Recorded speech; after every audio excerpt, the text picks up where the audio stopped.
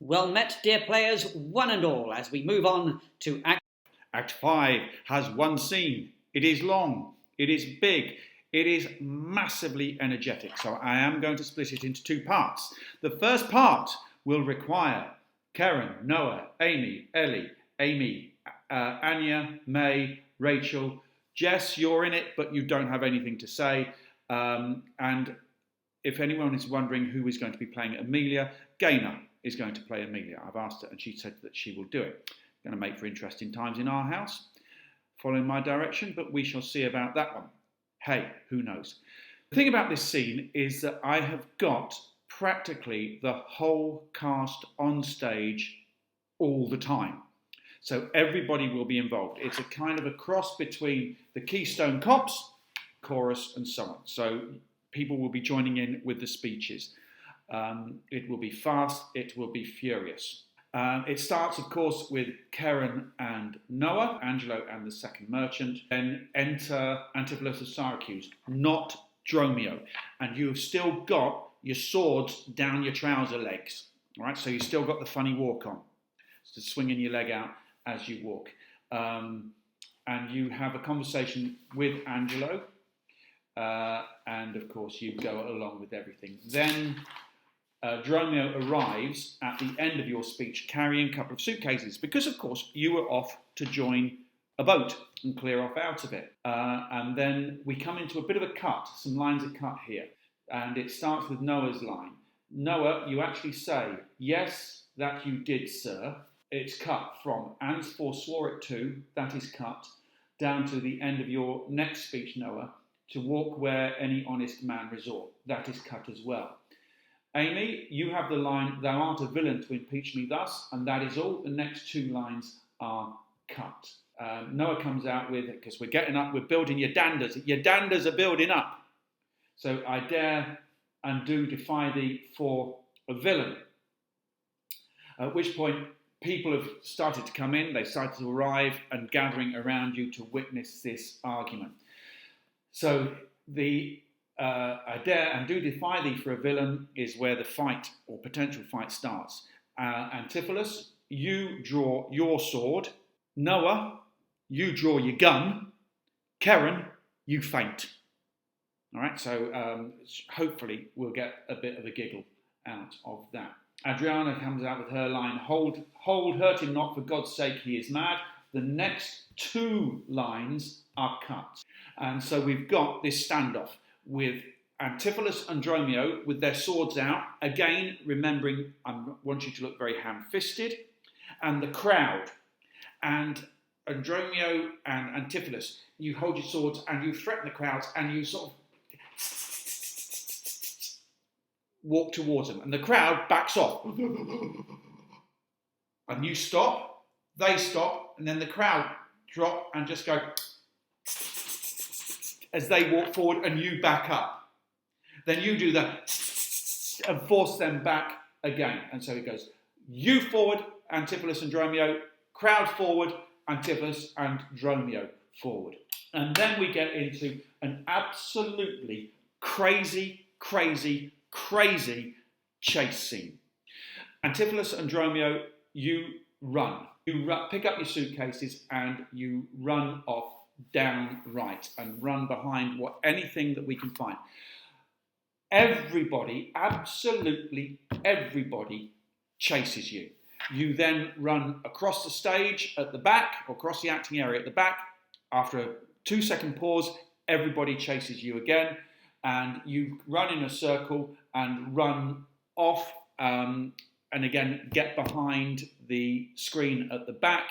The crowd run on without you in front of them.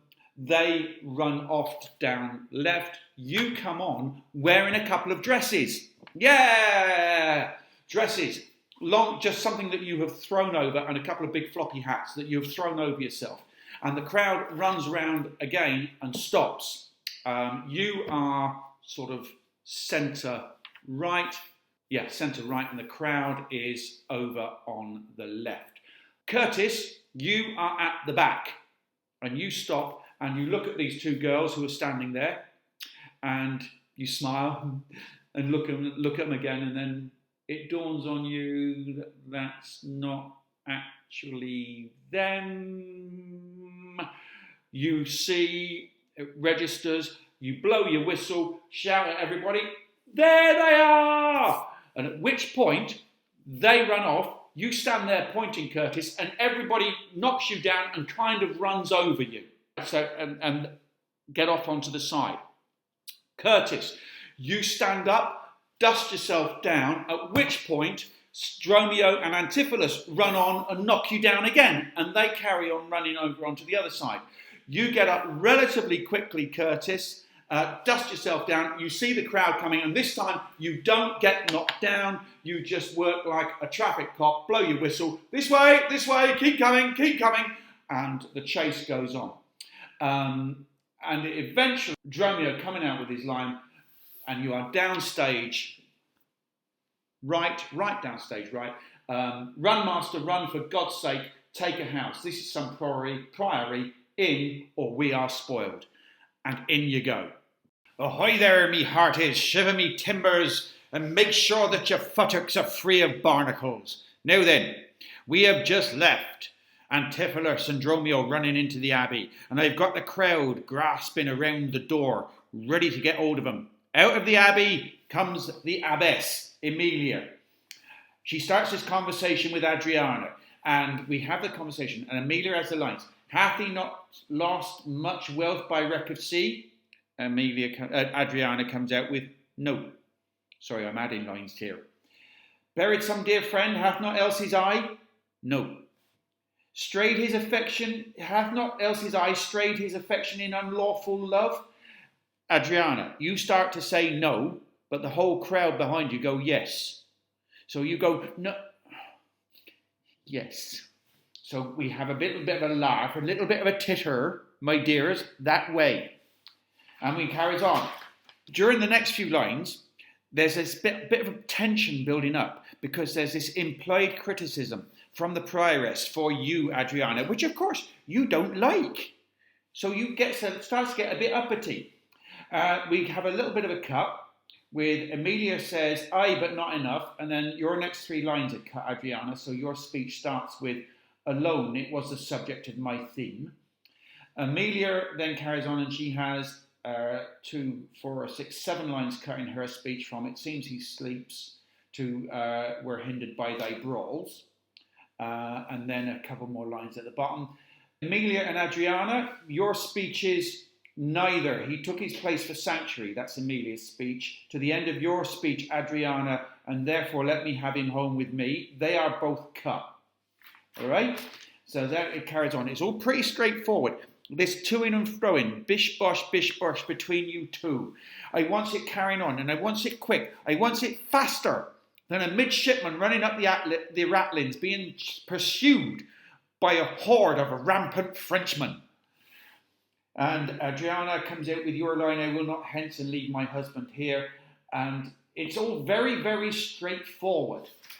And it goes on until we have the entrance of the Duke, and which of course is going to be you, May. All right? May comes out with a line, yet once again proclaim it publicly, if any friend will pay the sum for him, he shall not die, so much we tender him. And at which point, all the crowd look around amongst themselves, I ain't going to pay for him, I don't know him, I don't know if my money will be safe. Very simple, very, very straightforward. All right? No running around in that bit. I've got more of that to come. Howdy, partners. Let's move on to the last bit we're going to do of this scene tonight. So we have the crowd down outside the priory door. We have the Duke crossing in front.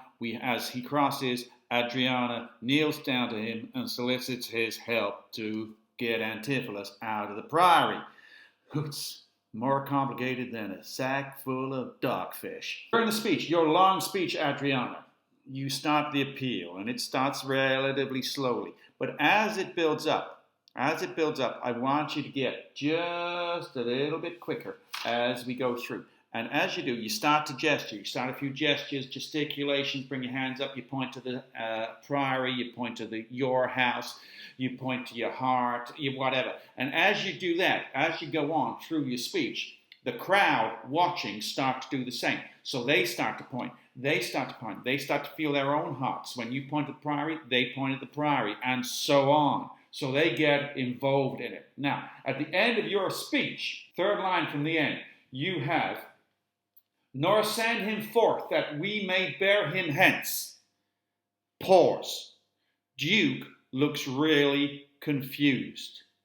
And everybody, the whole crowd as well, repeats your line. Nor send him forth that we may bear him hence. Pause. We see the penny drop with the Duke, and then you come in with your last couple of lines and you pull yourself together. Therefore, most gracious Duke, with thy command, let him be brought forth and born hence for help. Hootin' Annie, got my teeth stuck then. And so it carries on. And then we have a scream from inside the house. Now this is hopefully going to be Anya.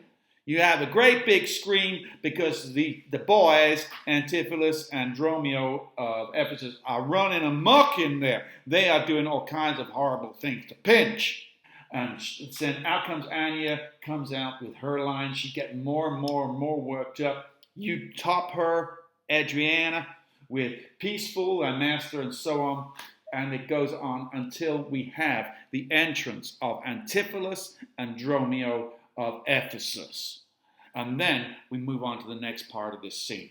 That's where I'm going to stop this first bit. Okay? And then hopefully you can go through that. And then we'll get together as we have been doing on Thursday night and go through it. Hope it's okay. See you soon, partners. Remember, don't go drinking no red eye.